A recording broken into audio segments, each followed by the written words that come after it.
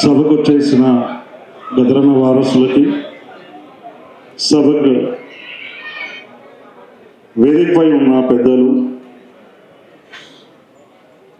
గౌరవనీయులు తెలంగాణ రాష్ట్ర ముఖ్యమంత్రి వర్యులు శ్రీ యనమల రేవంత్ రెడ్డి గారికి, అలాగే తెలంగాణ రాష్ట్ర ఉప ముఖ్యమంత్రి energy and finance minister Shri Mallu Bhatti Vikramarka గారికి, అలాగే రాష్ట్ర టూరిజం మరియు సాంస్కృతిక శాఖ గౌరవ మంత్రివర్యులు శ్రీ జూపల్లి కృష్ణరావు గారికి, అలాగే గౌరవ మంత్రివర్యులు ట్రాన్స్పోర్ట్ శ్రీ పొన్నం ప్రభాకర్ సార్ గారికి, వేదికపై ఉన్న గోరెట్టి వెంకన్న గారికి, MLC Ganta Chakrapani sir, professor Ganta Chakrapani సార్కి, అల్లం నారాయణ సార్కి, పాషం యాదగిరి అంకుల్కి, కంచా ఎలాయ్ సార్కి, డాక్టర్ కె శ్రీనివాస్ గారికి, పెద్దలు మాధవరావు గారు సార్కి, వారందరికీ సుపరిచితమే. వారి సేవలు యావత్ భారతదేశం అందరికీ తెలుసు.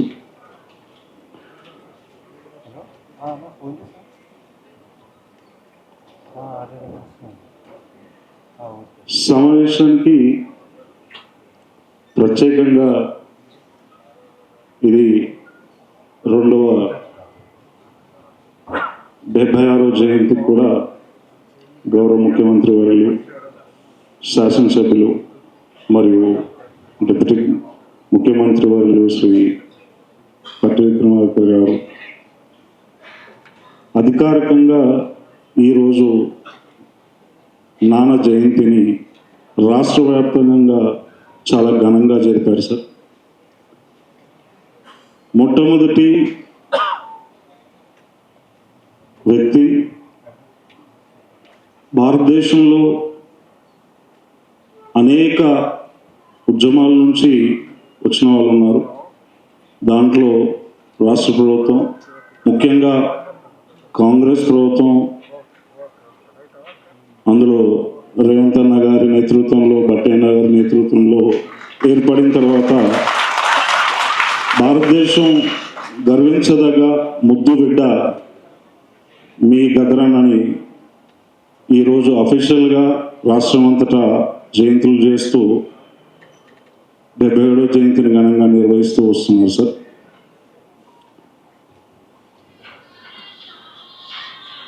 పోయిన సంవత్సరం ఇదే వేదికపై నుంచి గౌరవనీయులు అన్న రేవంత్ అన్న గారు ఒక శాసనం ప్రకటించారు.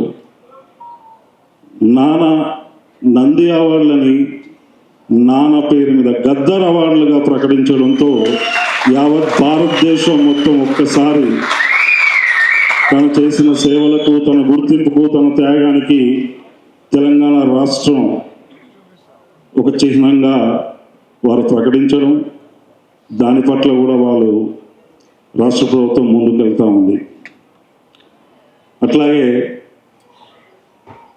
నాన్న మొదటి వర్ధంతికి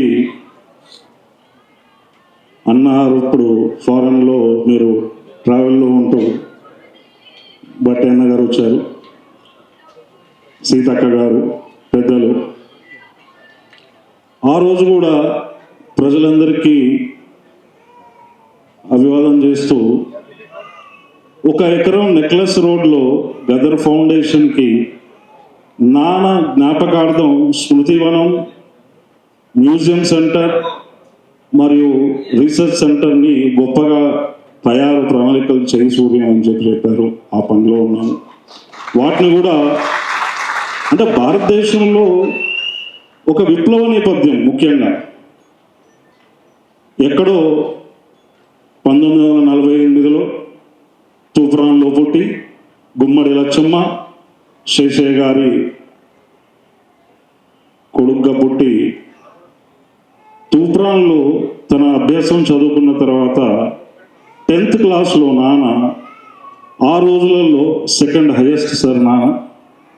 మంచి స్పోర్ట్స్ మ్యాన్ కూడా. అక్కడ నుంచి మొదలుపెట్టిన తన ప్రయాణ జీవితం హైదరాబాద్కు వచ్చాడు. హైదరాబాద్లో ఎస్సీ హాస్టల్లో ఉంటూ తన జీవన విధానం కొనసాగిస్తూ హ్యాబిట్స్లో ఉన్న జీపీఓ జనరల్ పోస్ట్ ఆఫీస్లో కింద ఒక హోటల్ ఉంటుంది సార్, దాంట్లో వెయిటర్గా ఉద్యోగం మొదలుపెట్టిన తాను జీవన విధానం కోసం అక్కడి నుంచి ఆల్ ఇండియా రేడియోలో జేబీ రాజు గారి నేతృత్వంలో బాబాసాహెబ్ అంబేద్కర్ రచనలు ప్రచురణ చేసుకుంటూ జీవనాన్ని కొనసాగించారు. ప్రేమైన మిత్రులారా, నాన్న గురించి ప్రజలు ఈరోజు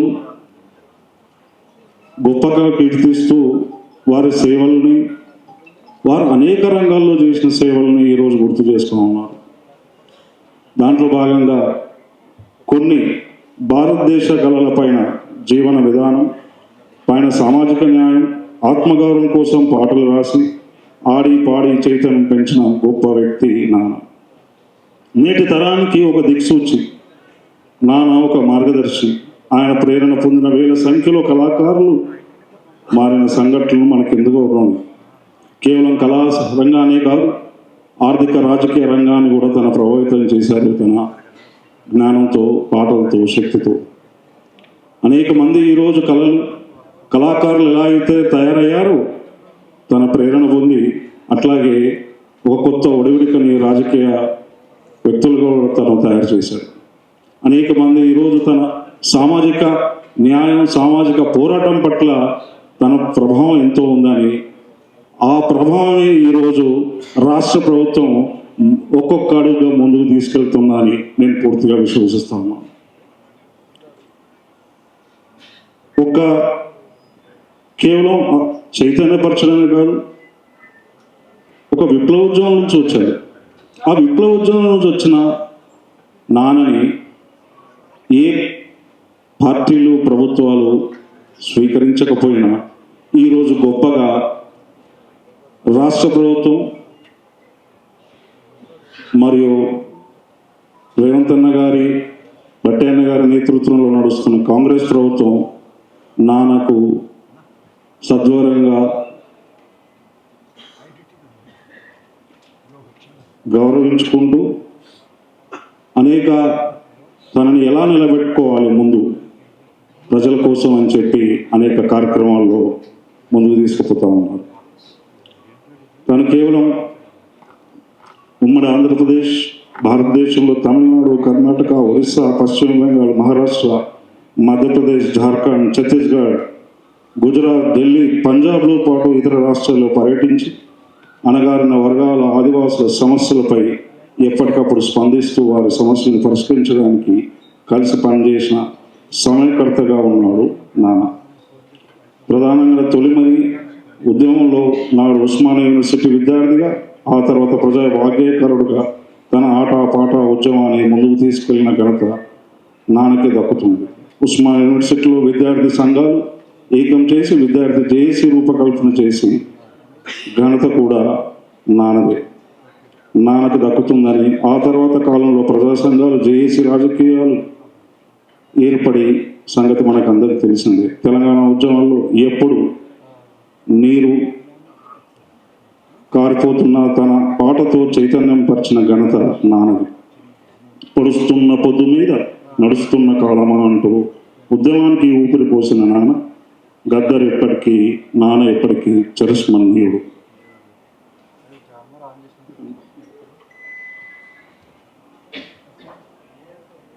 ప్రధానంగా అజ్ఞాత జీవితం నుంచి ప్రజా జీవితంలోకి వచ్చిన తర్వాత రాజ్యాంగ రక్షణకు ఇది నడుం బిగించారు. కొన్ని సంవత్సరాలుగా రకరకాల కారణాలతో రాజ్యాంగంలో హక్కుల ఉల్లంఘన జరుగుతుందని గమనించిన నాన్న రాజ్యాంగాన్ని గుండె కత్తుకొని చేత పట్టుకొని పార్లమెంటు ప్రజాస్వామ్యాన్ని నమ్మి తాను ఓటు హక్కును కూడా వినియోగించుకున్నాడు. మీ అందరికీ తెలుసు సార్, పెద్దలు శ్రీమతి సోనియా గాంధీ గారు మేడంని, అలాగే రాహుల్ గాంధీ గారిని అమ్మ, నేను కాంగ్రెస్ పార్టీ తరఫున పెద్దలు నవయాష్కి గారు వారిని స్వయంగా కలిసి భారత రాజ్యాంగంపై పోరాటం చేద్దాం, నేను కలిసి నడుస్తానని ఒక గొప్ప మాటను తీసుకొని వచ్చి ఆ క్రమంలో ఈరోజు పీపుల్స్ మార్చ్లో మీ అందరితో కలిసి నడిచి రాహుల్ గాంధీ గారిని కలిసి ఆ రాజ్యాంగాన్ని రక్షణకై తను ముందుకొచ్చాడు సార్. ఈరోజు వారసులుగా మనం చూసినప్పుడు గద్దర్ ఎవరు, నాన్న మొదలుపెట్టిన తను నమ్మిన సిద్ధాంతం విప్లవ పంద అయితే తను స్పష్టంగా ఉన్నాడు. మొదలుపెట్టినప్పుడు నక్సల్బరీ అంటే కేవలం తుపాకులు చంపడం చంపించుకోవడం కాదు అని చెప్పి తను నమ్మి తను ఆ సిద్ధాంతంతో మిత్రభేదంగానే బయటకు వచ్చాడు. కానీ వాళ్ళకి ఎప్పుడు తస్మత్ జాగ్రత్త చెప్తూనే ఉన్నాడు, యుద్ధం ముగిసిపోయింది, ఆయుధాలని జంగు చెట్టు మీద పెట్టండి అని. ప్రియమిత్రులారా, ఈరోజు కూడా యుద్ధం కొనసాగుతూనే ఉంది. అక్కడ భారతదేశం రక్తమూడుతుంది. ఇప్పుడు వారసులుగా వాళ్ళు కొనసాగుతూ ఉన్నారు. అట్లాగే తెలంగాణ ఉద్యమంలో అనేక మలుపులు తిరిగిన ఈ ఉద్యమాన్ని అటు విద్యార్థి రంగాన్ని, అటు కళారంగాన్ని, అటు రాజకీయ క్షేత్రాన్ని తన మలుపులు తిప్పుతూ వాళ్ళ జ్ఞానవంతులను చేస్తూ చైతన్యం పరుస్తూ ముందుకొచ్చాడు. ఈరోజు చూసినప్పుడు నాన్న వారసులు ఎవరుగా అని ఈ తరం చూసినప్పుడు అది రాహుల్ గాంధీ గారు అని చెప్పొచ్చు సార్, నిశ్శబ్దంగా. ఎందుకు అంటే ఈరోజు మొదటిసారిగా భారత రాజ్యాంగాన్ని చేతబట్టుకొని పార్లమెంట్లో ది ఫస్ట్ పర్సన్ స్వతంత్ర భారతదేశంలో పార్లమెంటుని అజెండాగా ఎంపీ ఎలక్షన్లో చేశారు సార్. అట్లాగే మొత్తం పార్టీ సభ్యులు ఎంపీలు గెలిచిన వాళ్ళందరినీ కూడా భారత రాజ్యాంగాన్ని చూపిస్తూ తను ప్రమాణ స్వీకారం కూడా చేశారు సార్.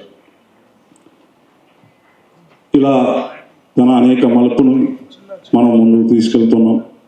ముఖ్యంగా ఈరోజు గదర్ ఫౌండేషన్ నుంచి చైర్పర్సన్ శ్రీమతి ప్రొఫెసర్ శాంతా సిన్హా, గౌరవ అధ్యక్షులు అమ్మగారి తరఫున రవీంద్ర భారతిని మాకు ఇచ్చి ఈరోజు ఫుల్ డే మాకు అవకాశం ఇచ్చినందుకు ధన్యవాదాలు సార్. ఈ సందర్భంగా గదర్ ఫౌండేషన్ ఇప్పటివరకు 4 పుస్తకాలని ప్రచురణలు తీసుకొచ్చింది. నాన్న సాహిత్యాన్ని పేర్చి పెట్టిన సాహిత్యాన్ని మొత్తం కూడా ప్రజలకు ముందుకు తీసుకొస్తున్నాం సార్. అట్లాగే మీ సలహాలు సూచనల మేరకు ప్రజల దగ్గర ఎక్కడైతే వాళ్ళ దగ్గర ఆడియోస్ వీడియోస్ ఇవన్నీ ఉన్నాయో వాళ్ళని మేము రిక్వెస్ట్ చేయడం జరిగింది. వాళ్ళు ఒక్కొక్కరుగా పంపించడం కూడా జరుగుతాం సార్. దాంట్లో కొన్ని ఫొటోస్ కూడా ఈరోజు రాష్ట్ర ప్రభుత్వానికి అందజేశాం సార్. దీంట్లో భాగంగా మన దగ్గర ఉన్న ఇప్పుడు ఫౌండేషన్ నుంచి 2 పుస్తకాలని మేము గౌరవ ముఖ్యమంత్రి వారు అన్నగారు రేవంత్ అన్న గారు, అమ్మ, అలాగే బట్టి అన్నతో మిగతా అందరితో మేము ఇనాగ్రేషన్ చేస్తున్నాం. ఈ 2 పుస్తకాలు మా పల్లె, నాన్న తన పల్లె కోసం పల్లెలు ఎట్లున్నాయి, పల్లెలు చూడు పోరు పల్లెలు చూడు అనే ఒక గొప్ప పాట ఉంటుంది సార్. ఆ నేపథ్యం దీన్ని పేర్చి ఈ పుస్తకం రూపంలో తీసుకొస్తున్నాం. అట్లాగే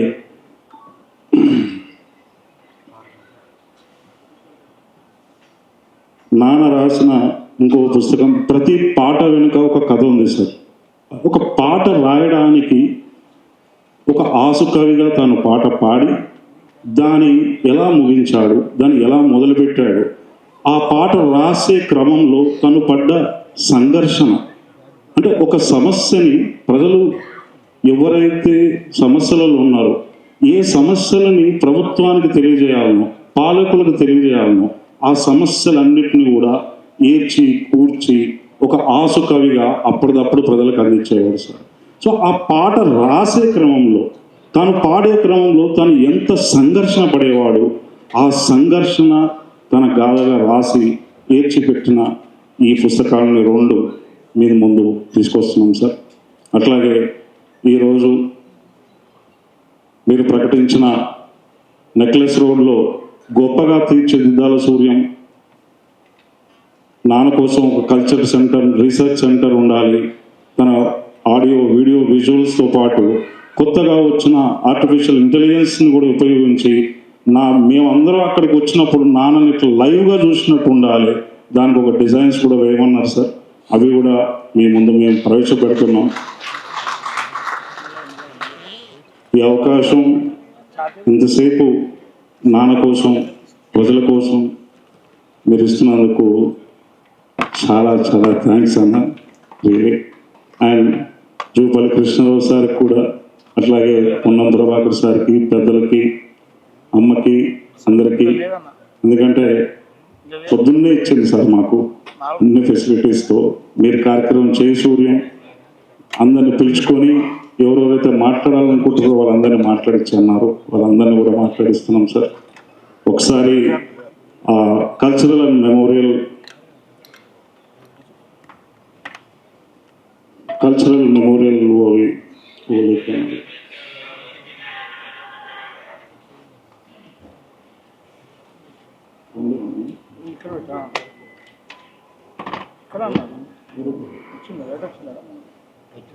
స్టార్ట్ చేయండి సార్. మీ అనుమతితో just sir architect Siraj sir.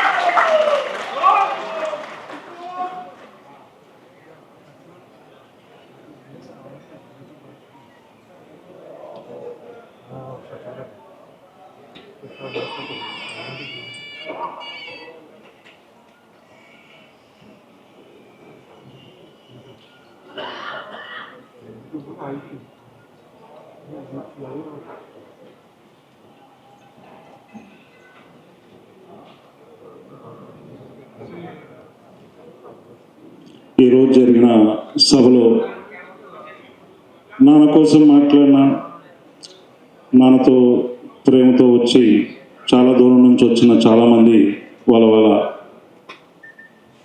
ప్రయాణాన్ని రికార్డ్ చేసి వెళ్ళారు సార్. ఇక్కడ నెల్లూరు నుంచి కామ్రేడ్ పద్మా పురేందర్ గారు కూడా వచ్చారు సార్. అట్లాగే సామమూర్తి గారు ఉన్నారు, పెద్దలు. మన నేనాల కిషోర్ గారు, అదంక దయాకర్ గారు, OU JAC students Bhaskar, Mandala Bhaskar, Durgam Bhaskar sir. అట్లాగే ఇప్పుడు నాన్న రాసిన 2 పుస్తకాలని ఆవిష్కరించాల్సిందిగా మా పల్లె మరియు ప్రతి పాటకు కథ ఉంది, ఆపేందర్స్తో ఉంది. మల్లారెడ్డి గారు ఫౌండేషన్ సభ్యులు.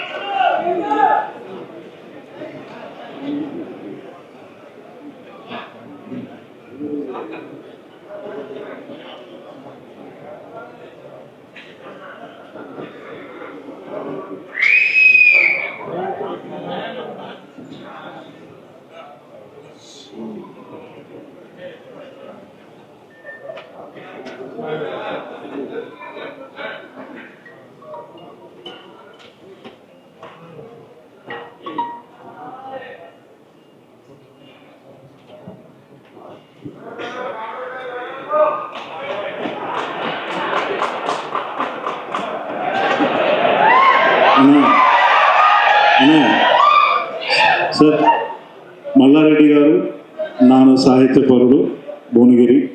మొత్తం పుస్తకాలు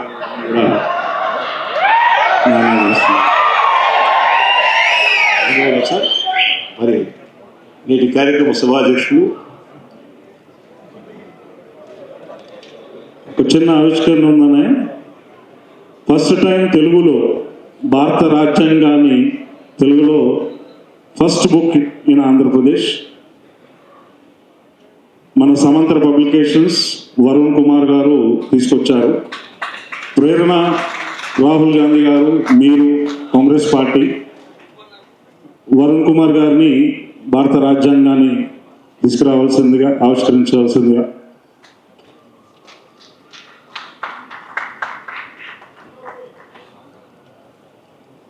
ఇది మీరు చెప్పండి, నేను ఇస్తున్నాను. మీరు చెప్పండి. భారత రాజ్యాంగం 75 సంవత్సరాల సందర్భంగా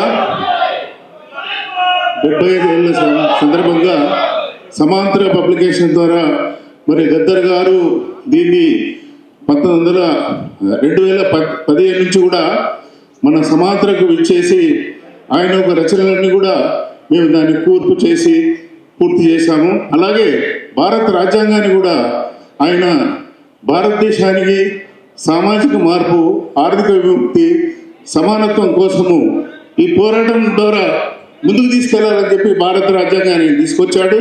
ఆ రాజ్యాంగాన్ని సమాంతర ఈరోజు ఆవిష్కరిస్తున్నది.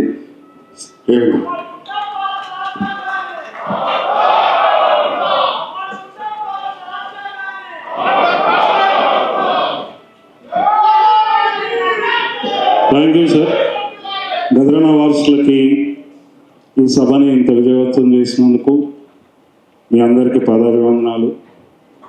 రాష్ట్ర ప్రభుత్వానికి, అట్లాగే పెద్దలు ముఖ్యమంత్రి వర్యులు అన్నయ్య రేవంత్ అన్నకి, బట్టే అన్నకి, మంత్రివర్యులు జుప్పల్లి కృష్ణారావు గారికి, అట్లాగే పొన్నం ప్రభాకర్ గారికి, వేదికపై ఉన్న ప్రతి ఒక్కరికి, గోరటి వెంకన్నకి, అల్లమన్నకి, గంట చక్రపాణి అన్నకి, అట్లాగే కంచా ఏలయ్య సార్కి, పార్శ్వనాథగిరి గారి శ్రీనివాస్ సార్కి, కాకిమాధరావు గారికి.